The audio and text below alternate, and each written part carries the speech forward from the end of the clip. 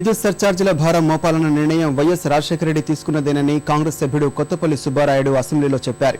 విద్యుత్ సమస్యపై శాసనసభలో స్వల్పకాలిక చర్చలో ఆయన కాంగ్రెస్ వాదన వినిపించారు.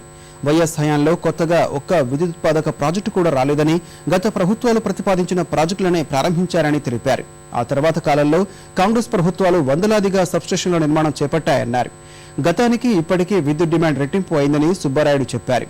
సమస్యను తెలుసుకోకుండా ప్రతిపక్ష తెలుగుదేశం నల్లపత్రం విడుదల చేయడం సరికాదని కొత్తపల్లి ఆక్షేపించారు.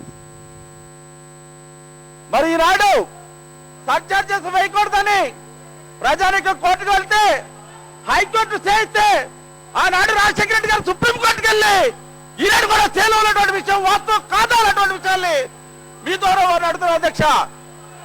అదేవిధంగా మరుసటి సంవత్సరం కూడా 2002-2010లో కూడా మరి రాజశేఖర రెడ్డి గారు మళ్ళా సర్చార్జ్ మీద హైకోర్టుకు వెళ్ళేటువంటి విషయం వాస్తవం కాదా? సర్చార్జ్ వసూలు చేసి తీరాలి ఆనాటి ముఖ్యమంత్రి రాజశేఖర గారు చెప్పినటువంటి విషయం వాస్తవే కాదా అని తెలియపరుస్తున్నారు అధ్యక్ష. అదేవిధంగా అధ్యక్ష వాళ్ళు ఒకటే ప్రశ్నిస్తున్నా, ఏనాడల్లా రాజశేఖర రెడ్డి గారు ఒక్క నూతన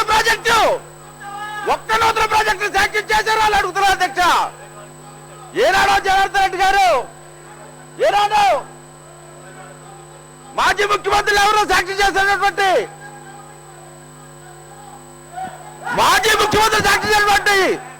ప్రాజెక్ట్స్ అయ్యి అయ్యి తప్ప రాజశేఖర రెడ్డి గారి హయాంలో ఏదన్నా ఒక కొత్త ప్రాజెక్ట్ శాంక్షన్ చేశారా అని మీ ద్వారా అడుగుతున్నారు అధ్యక్ష.